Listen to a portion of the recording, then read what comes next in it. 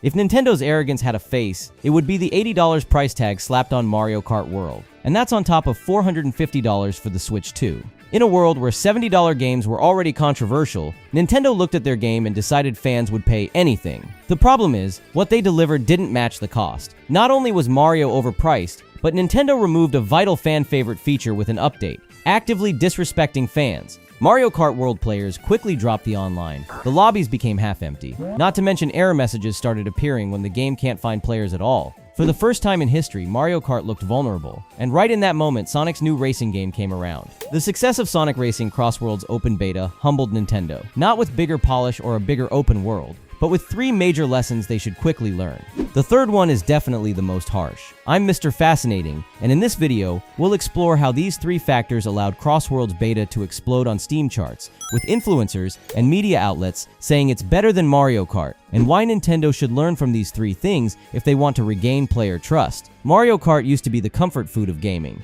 No matter the generation, you could count on pure chaos, tight tracks, and friends yelling at each other over a stolen win. But in World, Nintendo decided that wasn't enough. They shifted the formula into an open-world focus, forcing players through long intermission routes between races, which got boring with time. What sounded like evolution ended up breaking the very rhythm people came for. Fans didn't want an open world. They wanted the arcade racing they were used to. But even still, during online matchmaking, players found a way to circumvent this. By voting for the random option in lobbies, the match would be composed only of the traditional 3-lap structure, with no intermission routes. It became really funny when everyone online would vote for random, simply because everyone disliked the intermission routes. Yet Nintendo noticed this, and instead of iterating on the player's visible desire for more choice, decided to double down. Nintendo released an update that completely removed the feature of avoiding intermission routes online, and it felt like betrayal. That decision lit a firestorm. Everyone felt alienated. A franchise once known for instant fun now felt like corporate arrogance in disguise. Mario Kart was supposed to be the people's racer, the game anyone could pick up and play the way they want.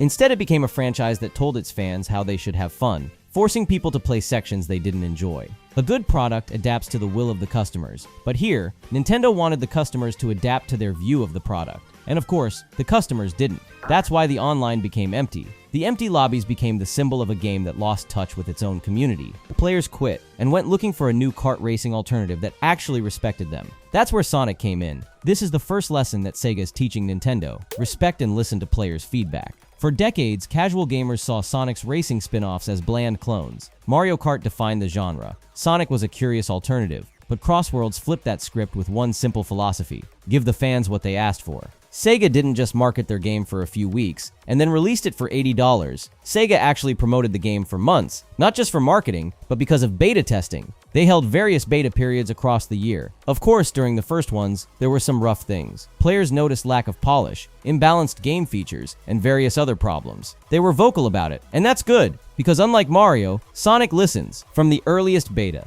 Sega treated players like collaborators. Feedback wasn't ignored, it was acted on. Every test made the game better, faster, tighter, more quality, more balance, more fun. Then Sega did something unthinkable in today's industry. They let the doors wide open. They released a free open beta that you didn't have to request access for. You could just go and download it on any platform. And it blew up. Sega wouldn't be confident if they released the free open beta out of nowhere. They were confident because they knew they improved on players' feedback from previous tests. Suddenly, the game's player count on Steam skyrocketed. Streamers were enjoying Sonic's chaos. Influencers were praising its fun factor, and even renowned media outlets started saying the game might actually be more fun than Mario Kart. Another crucial difference is, Sega didn't try to gatekeep their game. Nintendo was not focused on making a game as great as Mario Kart 8. They just used the hype of the new console for people to pay $80 for a new game, not rationally, but emotionally. The user score on Metacritic told the story. Critics praised the polish, but players gave it a lukewarm 7.0.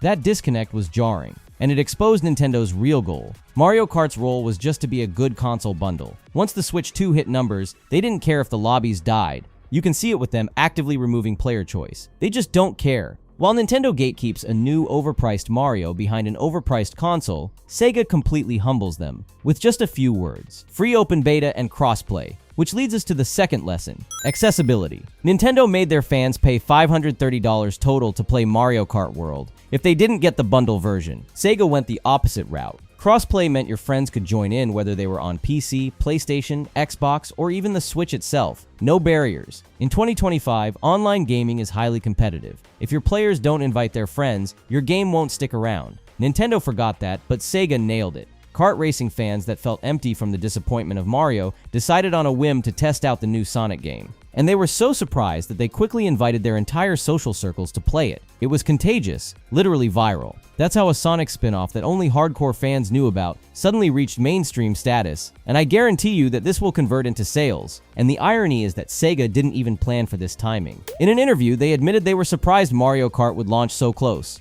but they were only focused on making the best Sonic racing game possible, and it paid off. Destiny has a way of rewarding the hungry and humbling the arrogant. The open beta was a major risk. If the game was not fun, word of mouth would get around and kill the game's chances at succeeding. Of course, everyone knows CrossWorlds won't be a free-to-play game, but what matters is, Sega was bold enough to give players the opportunity to try it, because they were confident in their product, while Nintendo made you pay $500, just for players to try out Mario and only then see it wasn't what they wanted. Both types of players tried out the game they were interested in. One of them will walk out with a wallet over $500 fuller. One of them will actually continue playing it when it launches, because this is the weirdest thing about this whole cultural phenomenon. There are Switch 2 owners that have played less hours of Mario Kart World since release than the hours they put in Sonic CrossWorlds during the few days of beta, which is the cruelest part. At the end of the day, all the marketing, all the pricing, all the crossplay decisions mean nothing if the game itself doesn't deliver. And that's the part Nintendo forgot. Mario Kart World tried to reinvent itself as an open-world racer, but the reinvention diluted the soul of what made Mario Kart special. Long stretches of empty driving, forced intermission routes that kill the pace, a game that wanted to be a platformer, an adventure, and a racer all at once, and ended up being none of them with conviction. Meanwhile, Sonic Racing CrossWorlds took the opposite approach. No fluff, no distractions, just pure, unapologetic arcade chaos. Tight tracks, insane speed, exactly the kind of non-stop intensity fans had been starving for. Add the rival system, where a character taunts you throughout the race, and suddenly every match feels personal. Customization pushes it further, letting you stitch characters and gadgets together in ways that change strategy, not just cosmetics. Sega didn't try to reinvent the wheel, they refined it. They doubled down on exactly the type of experience fans were craving, and they delivered it at full throttle. By trying to make Mario Kart have the grandeur of a huge open-world game or a full 3D platformer, the game ended up being many things, but not simply Mario Kart, not the thing players simply wanted, and also not the thing Nintendo wanted, because even the open-world single-player experience feels empty, with no substantial progression system to motivate you to play through it. Sonic didn't win by being bigger, or flashier, or more polished. He won by giving players the one thing they wanted most: pure arcade fun. Unfortunately, the core of Mario Kart World's problem is not just the pricing and controversy around it. It's the game itself. That is Nintendo's harshest, final lesson, taught brilliantly by Sega. Make the game players actually want, and make it a fun one. Because if it's not fun, why bother? Click the video that's appearing on screen right now before it disappears to find out the fourth, now truly final reason why everyone is quitting Mario Kart to play Sonic.